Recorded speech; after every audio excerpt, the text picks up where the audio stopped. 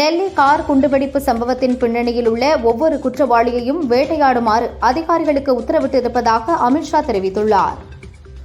டெல்லி செங்கோட்டை அருகே நடந்த கார் வெடிப்பு வழக்கை உள்துறை அமைச்சகம் என்ஐஏவிடம் ஒப்படைத்துள்ளது. கார் வெடிப்பு சம்பவம் தீவிரவாத தாக்குதலா என்பன உள்ளிட்ட பல்வேறு கோணங்களில் என்ஐஏ விசாரிக்கிறது.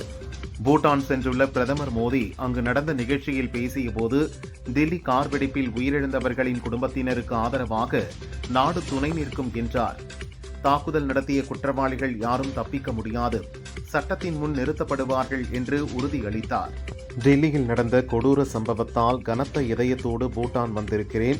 இந்த சதித்திட்டத்தின் அடியாழத்தை எங்கள் விசாரணை அமைப்புகள் கண்டுபிடிக்கும் என பிரதமர் மோடி கூறினார். டெல்லி கார் குண்டுவெடிப்பில் குற்றம் இழைத்தவர்கள் யாராக இருந்தாலும் நீதியின் முன் நிறுத்தப்படுவார்கள். நாட்டின் முன்னணி விசாரணை அமைப்புகள் தீவிரமான விசாரணையில் ஈடுபட்டுள்ளதாக ராஜ்நாத் சிங் தெரிவித்துள்ளார். டெல்லி குண்டுவெடிப்பு சம்பவத்தில் காயமடைந்து சிகிச்சை பெற்று வந்த மேலும் 3 பேர் உயிரிழந்ததால் பலி எண்ணிக்கை 12ஆக உயர்ந்துள்ளது.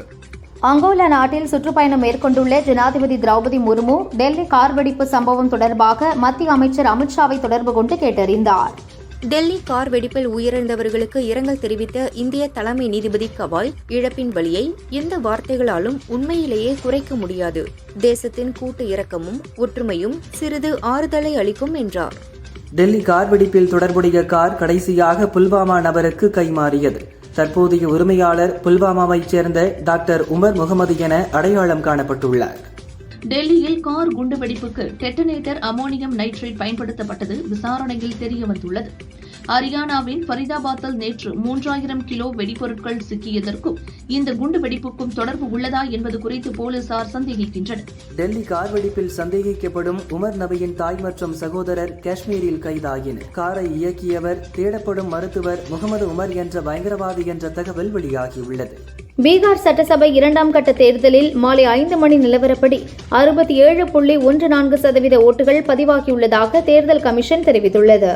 எஸ்ஐஆர் பணிகளுக்கு எதிராக திமுக தொடர்ந்த வழக்கில் 2 வாரங்களில் பதிலளிக்க தேர்தல் ஆணையத்திற்கு சுப்ரீம் கோர்ட் உத்தரவிட்டுள்ளது. எஸ்ஐஆர் குறித்து ஹைகோர்ட்டுகள் விசாரணை நடத்தக்கூடாது. ஏற்கனவே மனுக்கள் தாக்கல் செய்யப்பட்டு இருந்தால் விசாரணையை நிறுத்தி வைக்க வேண்டும் என சுப்ரீம் கோர்ட் உத்தரவிட்டுள்ளது. வாக்காளர் பட்டியல் சிறப்பு தீவிர திருத்தத்தை கண்டித்து திமுக கூட்டணி சார்பில் நடக்கும் கண்டன ஆர்ப்பாட்டத்தில் வைகோ, சண்முகம், திருமாவளவன், செல்வ பெருந்தகை, முத்தரசன் உள்ளிட்டோர் பங்கேற்றனர். எஸ்ஐஆரை தடுப்பதே நம்முன் இப்போதுள்ள ஆகப்பெரும் கடமை. மக்களின் ஓட்டுரிமையை பாதுகாக்க தொடர்ந்து செயலாற்றுவோம் என முதல்வர் ஸ்டாலின் தெரிவித்துள்ளார். ஆளத் தெரியாமல் காவல்துறையை சுதந்திரமாக செயல்பட விடாமல் முடக்கி மக்கள் உயிரோடு விளையாடிக் கொண்டிருக்கும் பொம்மை முதல்வர் தலைமையிலான ஃபெயிலியர் மாடல் அரசுக்கு கடும் கண்டனம் என ராஜபாளையம் கோயில் காவலாளிகள் கொலை தொடர்பாக எடப்பாடி பழனிசாமி விமர்சித்துள்ளார். எஸ்ஐஆர் பணிகளை கண்மூடித்தனமாக எதிர்த்து வரும் திமுக அரசு தமிழகத்தில் பெரும் குழப்பத்தை ஏற்படுத்தி எஸ்ஐஆர் பணிகளை முடக்க முயற்சிப்பதாக நைனா நாகேந்திரன் குற்றம் சாட்டியுள்ளார். திமுக ஆட்சியில் கொலைகாரர்களும் கொள்ளைக்காரர்களும் சர்வ சுதந்திரமாக சுற்றி வருகிறார்கள். 4.5 ஆண்டுகளாக செயல்படாமல் முதல்வர் ஸ்டாலினின் இரும்பு கரம் துருப்பிடித்து விட்டது என அண்ணாமலை கூறியுள்ளார். தமிழகத்தில் இந்த ஒரு வாரத்தில் 25% வாக்காளர்களின் பெயர்கள் பட்டியலிலிருந்து நீக்கப்படுவதாக அறிவிக்கப்பட்டிருக்கிறது என எஸ்ஐஆருக்கு எதிரான போராட்டத்தில் விசிக தலைவர் திருமாவளவன் பேசியுள்ளார். எஸ்ஐஆர் பணியில் அரசு ஊழியர்களுக்கு பதில் திமுகவினர் ஈடுபடுவதாக குற்றம் சாட்டிய அன்புமணி, ஒருபுறம் முறைகேடு நடக்கும் என ராகம் பாடும் திமுக, மறுபுறம் முறைகேடுகளில் ஈடுபடுவதாக விமர்சித்தார். எஸ்ஐஆர் சதியில் எடப்பாடி பழனிசாமியும் ஒரு பார்ட்னர். தமிழர்களின் ஓட்டுரிமையை பறித்து தமிழகத்தை டெல்லிக்கு அடிமையாக்க பழனிசாமி முயல்வதாக அமைச்சர் ரகுபதி கூறினார். அரசியல் அமைப்பு சட்டத்தின் அடித்தளத்தை தகர்க்க பாரதிய ஜனதா வேலை செய்து வருகிறது என்றும் வாக்குரிமையை பறிப்பதற்கான தேர்தல் ஆணையத்தின் உத்திதான் எஸ்ஐஆர் என மதிமுக பொதுச் செயலாளர் வைகோ குற்றம் சாட்டியுள்ளார். மத்திய அரசின் திட்டங்களுக்கு மாநில அரசுகளுக்கு பாகுபாடு காட்டவில்லை, தமிழகத்துக்கு நிதி தரவில்லை என பொய் பிரச்சாரம் செய்கின்றனர் என மத்திய அமைச்சர் நிர்மலா கூறினார். 2026 தேர்தலில் தாவேகாவிற்கு பொது சின்னம் ஒதுக்க கோரி தேர்தல் ஆணையத்திடம் அக்கட்சி மனு அளித்துள்ளது. 10 சின்னங்கள் அடங்கிய பட்டியலை வழங்கி அவற்றில் ஒன்றை ஒதுக்கீடு செய்யுமாறு தாவேகா சார்பில் கோரிக்கை விடுக்கப்பட்டது. பாகிஸ்தான் தலைநகர் இஸ்லாமாபாத்தில் நீதிமன்றம் அருகே நடந்த கார் குண்டுவெடிப்பில் 12 பேர் பலியாயினர். காயமடைந்த 21 பேர் மருத்துவமனையில் சேர்க்கப்பட்டனர். டெல்லி குண்டுவெடிப்பு சம்பவத்தை தொடர்ந்து இந்தியா பதிலடி கொடுக்கலாம் என பாகிஸ்தான் உளவுத்துறை எச்சரித்துள்ளது. ராணுவம், விமானப்படை, கடற்படை ஆகியவை மிகுந்த எச்சரிக்கையுடன் இருக்க அறிவுறுத்தியுள்ளது. ரஷ்ய கச்சா எண்ணெய் வாங்குவதை கணிசமாக குறைத்துள்ளதால் இந்தியாவின் வரி குறைக்கப்படும் என அமெரிக்க அதிபர் ட்ரம்ப் கூறினார். பெண்கள் குறித்து சர்ச்சை கருத்து தெரிவித்த முன்னாள் அமைச்சர் சி வி சண்முகத்திற்கு 2 முறை சம்மன் அனுப்பியும் ஆஜராகாததால் அவர் மீது நடவடிக்கை எடுக்கும்படி டிஜிபிக்கு மாநில மகளிர் ஆணையம் கடிதம் எழுதியுள்ளது. தமிழகத்தில் கொலை நடைபெறாத நாளே இல்லை, சட்டம் ஒழுங்கு அடியோடு சீர்குலைந்து விட்டது என மத்திய அமைச்சர் எல் முருகன் தெரிவித்துள்ளார். திருப்பதி தேவஸ்தானம் ஒரு புனித யாத்திரை மையமாகும். திருப்பதி லட்டு வெறும் இனிப்பு மட்டுமல்ல, அது ஒரு உணர்ச்சி பூர்வமானது என்கிறார் ஆந்திர துணை முதல்வர் பவன் கல்யாண். தற்போது சனாதன வாரியம் அமைப்பதற்கான நேரம் வந்துவிட்டதாக கூறியுள்ளார். தாவேகாவை தனிமைப்படுத்த திமுகவால் அனுப்பப்பட்ட ஆளாக ஆதவ் அர்ஜுனா இருக்கலாம். தாவேகாவை எந்த கூட்டணியிலும் சேர விடாமல் தடுக்க ஆதவ் செயல்பட்டு வரலாம். இதனால் திமுகவுக்கு வெற்றி வாய்ப்பு அதிகரிக்கும் என தொழிலதிபரும் ஆதவின் உறவினருமான ஜோஸ் சார்லஸ் மார்டின் கூறினார். திமுக ஆட்சியில் சட்டம் ஒழுங்கு சரியில்லை என்பதை ராஜபாளையம் கோயில் காவலாளிகள் கொலை உணர்த்துகிறது. அரசின் தொடர் இந்து விரோதமும் கோயில் பராமரிப்பில் காட்டும் மெத்தனமும் தான் குற்றங்களை ஊக்குவிக்கிறது என நயினார் நாகேந்திரன் தெரிவித்துள்ளார். திமுகவினர் பொய்யான கூட்டம் காட்டி முதல்வரை ஏமாற்ற சாதாரண மக்களை துன்புறுத்தக்கூடாது. அதிகார அத்துமீறல்களை திமுக உடனடியாக நிறுத்திக் கொள்ள வேண்டும் என அண்ணாமலை கூறியுள்ளார். பூட்டானிலிருந்து பிரதமர் மோடி டெல்லி திரும்பியவுடன் நாளை மாலை மத்திய அமைச்சரவை கூட்டம் நடைபெறவுள்ளது. டெல்லி கார் வெடிப்பு சம்பவத்தை அடுத்து நாட்டின் பாதுகாப்பு தொடர்பாக ஆலோசிக்கப்படுகிறது. திமுக எம்பி டி.ஆர். பாலு தொடர்ந்த அவதூறு வழக்கில் குறுக்கு விசாரணை செய்வதற்காக பாரதிய ஜனதா முன்னாள் தலைவர் அண்ணாமலை சைதாப்பேட்டை கோர்ட்டுக்கு வந்தார். டி.ஆர். பாலு வராததால் விசாரணை டிசம்பர் 24ஆம் தேதிக்கு ஒத்திவைக்கப்பட்டது. திமுக ஆட்சியில் கோயில் உண்டியலுக்கும் பாதுகாப்பில்லை, கோயிலில் பணியாற்றுபவர்களின் உயிருக்கும் பாதுகாப்பில்லை என நயினார் நாகேந்திரன் கூறியுள்ளார். டெல்லியில் நடந்த கார் குண்டுவெடிப்புக்கு மத்திய உள்துறை அமைச்சர் அமித்ஷா பொறுப்பேற்க வேண்டும் என மார்க்சிஸ்ட் கம்யூனிஸ்ட் மாநில செயலாளர் சண்முகம் வலியுறுத்தியுள்ளார். ராஜபாளையம் அருகே கோயில் காவலாளிகள் 2 கொலை செய்யப்பட்டுள்ளனர். சட்டம் ஒழுங்கை காக்க தவறிய திமுக அரசு ஆளும் தகுதியை இழந்துவிட்டது என அன்புமணி தெரிவித்துள்ளார். கோயில் முதல் காவலர் குடியிருப்பு வரை எங்குமே பாதுகாப்பற்ற சூழல் இருக்க தமிழகத்தில் ஆட்சி என ஒன்று எதற்குதான் இருக்கிறது? தமிழகத்தின் சட்டம் ஒழுங்கை பாதாளத்திற்கு கொண்டு சென்றதற்கு முதல்வர் ஸ்டாலினே முழு பொறுப்பு என பழனிசாமி விமர்சித்துள்ளார். பாஜக மீதான நம்பிக்கை மக்களிடையே அதிகரித்துள்ளது. இளைஞர்கள், பெண்கள் ஆர்வமுடன் பாஜகவுக்கு வாக்களிக்க தயாராக இருக்கின்றனர் என மத்திய அமைச்சர் சுரேஷ் கோபி கூறினார். பீகார் சட்டசபை தேர்தலுக்கான இறுதிக்கட்ட ஓட்டுப்பதிவு இன்று நடைபெற்று வருகிறது. அனைத்து வாக்காளர்களும் ஆர்வத்துடன் பங்கேற்று புதிய சாதனை படைக்குமாறு பிரதமர் மோடி வலியுறுத்தினார். நாட்டின் தலைநகரிலேயே, அதுவும் அதி உயர் பாதுகாப்பு வளையத்துக்குட்பட்ட பகுதியிலேயே காரில் வெடிமருந்தை நிரப்பிக்கொண்டு எப்படி ஊடுருவ முடிந்தது என திருமாவளவன் கேள்வி எழுப்பியுள்ளார். பெண்கள் பாதுகாப்புக்காக 12 கோடியில் 80 பிங்க் ரோந்து வாகன சேவையை முதல்வர் ஸ்டாலின் கொடியசைத்து தொடங்கி வைத்தார். டிடிவி தினகரன் எத்தனை ஜென்மங்கள் எடுத்தாலும் அரசியல் வாழ்வில் வெற்றி பெற முடியாது. அவரது அரசியல் வாழ்க்கைக்கு 2026 தேர்தலோடு முடிவுரை எழுதப்படும் என ஆர்.பி. உதயகுமார் கூறினார். தமிழகத்தில் தேர்தல் பணிகளில் பாஜக நிர்வாகிகளின் வேகம் பத்தாது என தேசிய அமைப்பாளர் சந்தோஷ் வருத்தப்பட்டதாக நயினார் நாகேந்திரன் சொன்னார். சபரிமலை கோயிலில் தங்கம் மாயமான விவகாரத்தில் தேவசம் போர்டு முன்னாள் தலைவர் வாசுவை சிறப்பு புலனாய்வு பிரிவு அதிகாரிகள் கைது செய்தனர். இந்த வழக்கில் கைது செய்யப்படும் 3வது நபர் இவர் ஆவார். டெல்லி கார் வெடிப்பு சம்பவத்தை நிகழ்த்திய டாக்டர் உமருக்கு காஷ்மீர் புல்வாமா மருத்துவக் கல்லூரி மருத்துவர்களுடன் தொடர்பு இருப்பதாக தெரியவந்தது. இதைத் தொடர்ந்து அக்கல்லூரியின் மருத்துவர்கள், மாணவர்கள் அனைவரும் தங்கள் லாக்கரில் பெயர் எழுதி அடையாளப்படுத்த வேண்டும். மறுக்கும் நபர்கள் மீது நடவடிக்கை எடுக்கப்படும் என கல்லூரி நிர்வாகம் உத்தரவிட்டுள்ளது. டார்ஜிலிங்கில் புதிதாக கட்டப்படும் கிரிக்கெட் மைதானத்திற்கு இந்திய வீராங்கனை ரிச்சா கோஷ் பெயர் சூட்டப்படும் என மம்தா பானர்ஜி அறிவித்துள்ளார். தமிழகத்தில் எஸ்ஐஆர் பணிக்கு எதிராக தொடரப்பட்ட அனைத்து வழக்குகளையும் நவம்பர் 26ஆம் தேதிக்கு சுப்ரீம் கோர்ட் ஒத்திவைத்தது. அதுவரை எஸ்ஐஆர் பணிகளை மேற்கொள்ளலாம் என்றும் அதற்கு தடை இல்லை என்றும் உத்தரவிட்டது. லோக்சபா மற்றும் மாநில சட்டசபைகளில் பெண்களுக்கு 33% இடஒதுக்கீடு வழங்க வகை செய்யும் நாரி சக்தி வந்தன் மசோதா 2023 பார்லிமென்டில் நிறைவேற்றப்பட்டும் இதுவரை அதற்கு சட்டம் இயற்றாதது தொடர்பாக காங்கிரஸ் மூத்த தலைவர் ஜெயா தாக்கூர் தாக்கல் செய்த பொதுநல மனுவை தொடர்ந்து இதுகுறித்து பதில் அளிக்குமாறு மத்திய அரசுக்கு சுப்ரீம் கோர்ட் உத்தரவிட்டுள்ளது. மேகதாதுவில் அணை கட்டுவதால் தமிழகத்திற்கு எந்த பாதிப்பும் இல்லை என கர்நாடக முதல்வர் சித்தராமையா கூறியுள்ளார். நடப்பாண்டில் அதிக மழை பெய்துள்ளதால் தமிழகத்திற்கு அளவுக்கு அதிகமாகவே தண்ணீர் திறக்கப்பட்டதாகவும் தெரிவித்தார். உத்தரப்பிரதேசம் நிதாரியில் சிறுமிகள் பாலியல் வன்கொடுமை செய்து கொல்லப்பட்ட வழக்கில் மரண தண்டனை விதிக்கப்பட்ட குற்றவாளி சுரேந்திர கோலியை விடுதலை செய்ய சுப்ரீம் கோர்ட் உத்தரவிட்டுள்ளது. சேகரிக்கப்பட்ட ஆதாரங்கள் நம்பகத்தன்மையற்றவை என நிரூபிக்கப்பட்டதால் மனு தள்ளுபடி செய்யப்பட்டது. டெல்லியில் நடந்த கார் வெடிப்பு புல்வாமா டாக்டர் உமர் நிகழ்த்திய தற்கொலைப்படை தாக்குதல் என டெல்லி போலீசார் விசாரணையில் தெரிய வந்தது. இந்த சம்பவம் தொடர்பாக 2 பேர் கைது செய்யப்பட்டனர். டெல்லி கார் குண்டு வெடிப்பில் உயிரிழந்தவர்களுக்கு சுப்ரீம் கோர்ட்டில் மௌன அஞ்சலி செலுத்தப்பட்டது. கடந்த அக்டோபர் மாதத்தில் மத்திய அரசின் அலுவலகங்களில் இருந்த பழைய கழிவுகளை விற்பனை செய்ததன் மூலம் ரூபாய் 800 கோடி வருவாய் கிடைத்துள்ளது.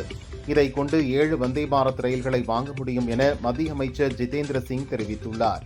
அரசு அலுவலகங்களில் கடந்த அக்டோபரில் அகற்றப்பட்ட பழைய பொருட்களை விற்பனை செய்ததன் மூலம் மத்திய அரசுக்கு 800 கோடிக்கு மேல் வருவாய் கிடைத்துள்ளது. இதுவரை நடத்தப்பட்ட 5 கட்ட தூய்மைப் பணியின் மூலம் அரசுக்கு 4100 கோடி வருவாய் கிடைத்துள்ளது.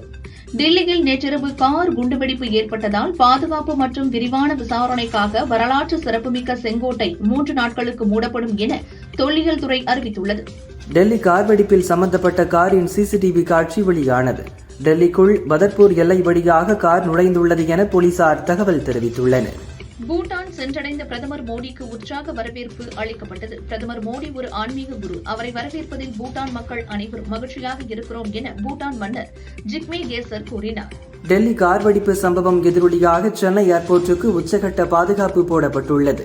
தமிழகம் முழுவதும் பாதுகாப்பு அதிகரிக்கப்பட்டுள்ளது. வங்கக்கடலில் உருவான மோந்தா புயலால் ஆந்திராவில் ஒட்டுமொத்தமாக 6384 கோடி ரூபாய் இழப்பு ஏற்பட்டுள்ளதாக அம்மாநில அரசு அறிவித்துள்ளது. முதற்கட்டமாக 900 கோடி ரூபாயை ஒதுக்கும்படி மத்திய குழுவிடம் கோரிக்கை விடுத்துள்ளது. திருப்பதி திருச்சானூர் ஸ்ரீ பத்மாவதி தாயார் கோயிலில் கோயில் ஆழ்வார் திருமஞ்சனம் நடைபெற்றது. ஆண்டுதோறும் நடைபெறும் கார்த்திகை பிரம்மோற்சவத்தை முன்னிட்டு பாரம்பரிய சடங்குகளின் ஒரு பகுதியாக இன்று கோவில் வளாகம் சுத்தம் செய்யப்பட்டு புனிதப்படுத்தப்பட்டது.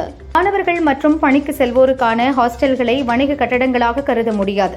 அவற்றிற்கு குடியிருப்பு கட்டடங்களுக்கான சொத்து வரியை வசூலிக்க வேண்டும் என்று கூறி வணிக கட்டடத்திற்கான சொத்து வரியை ரத்து செய்து சென்னை ஹைகோர்ட் உத்தரவிட்டுள்ளது. டாஸ்மாக் கடைகளில் கூடுதல் விலைக்கு மது விற்பதை தடுக்க அரசு புதிய நடவடிக்கை எடுத்துள்ளது. அதன்படி சென்னையில் முதல் கட்டமாக 70 டாஸ்மாக் கடைகளில் எம்ஆர்பி விலையில் மது விற்பனை செய்யும் திட்டம் விரைவில் அறிமுகமாகிறது.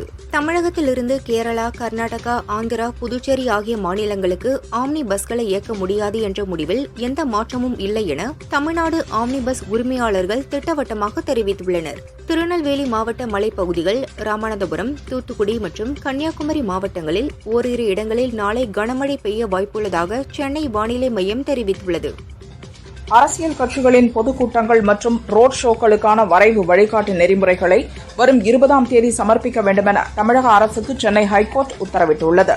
கன்னியாகுமரி மாவட்டத்தின் பல்வேறு இடங்களில் இடி மின்னலுடன் பலத்த மழை பெய்தது. சாலைகளில் வெள்ளம் பாய்ந்தோடியது.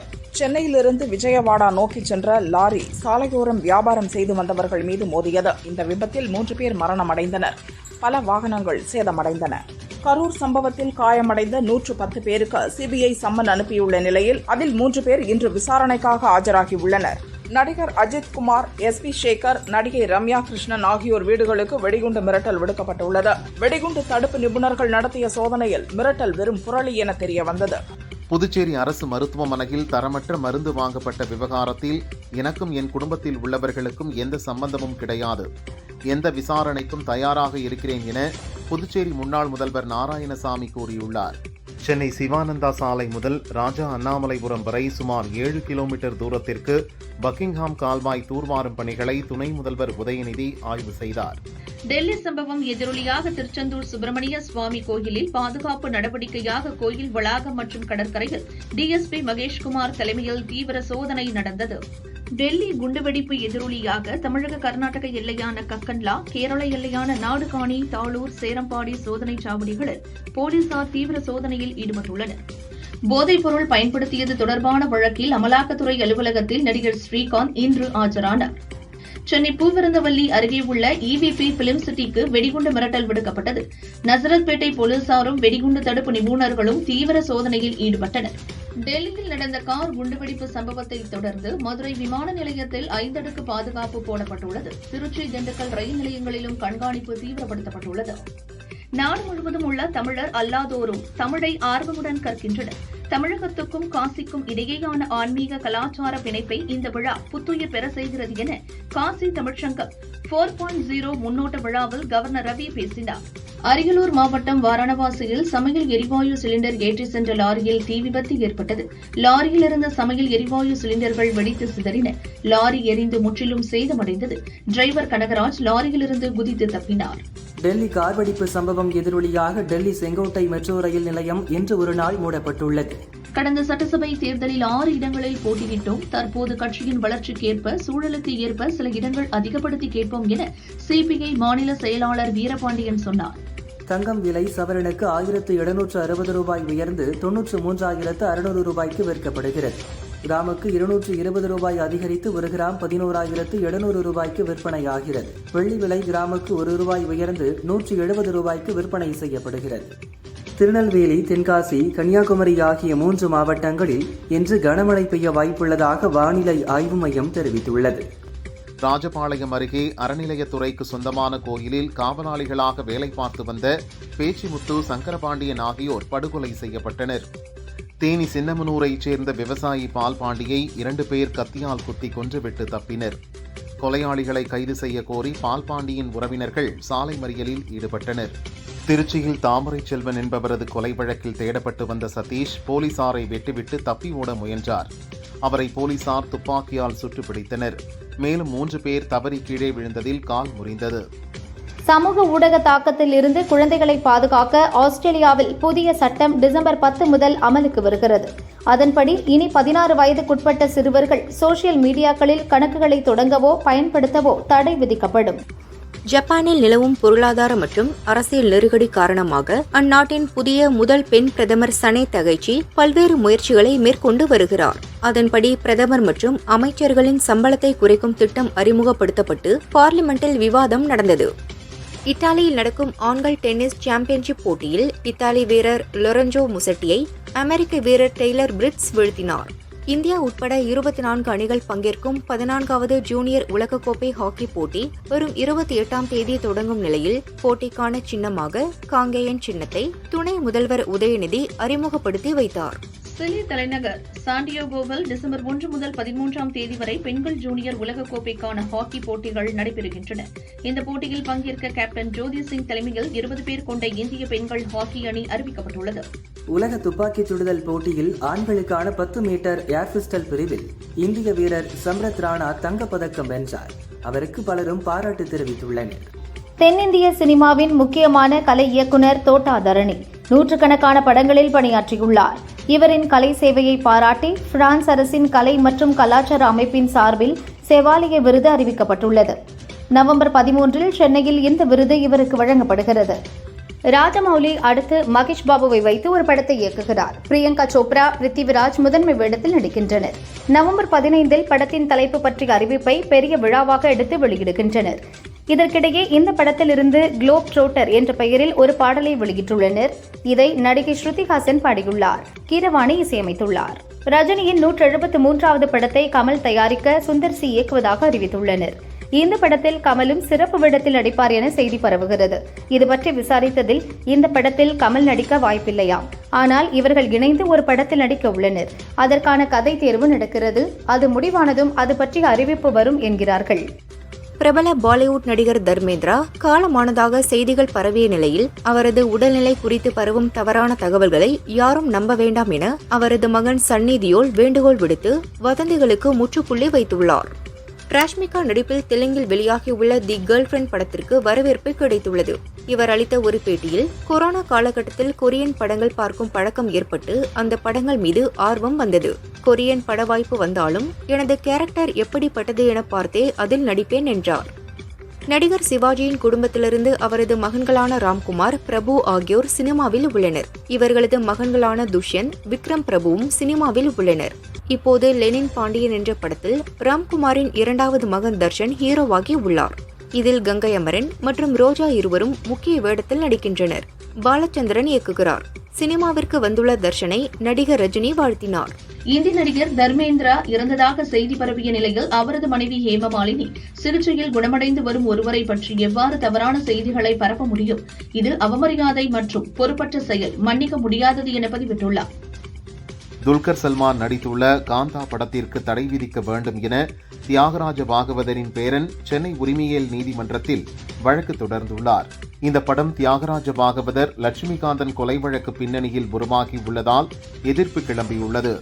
நடிகர் தர்மேந்திரா உயிருடன் இருப்பதாக அவரது மகள் இஷா தியோல் கூறியுள்ளார். தர்மேந்திரா உடல்நிலை சீராக இருப்பதாகவும் இஷா பதிவிட்டுள்ளார்.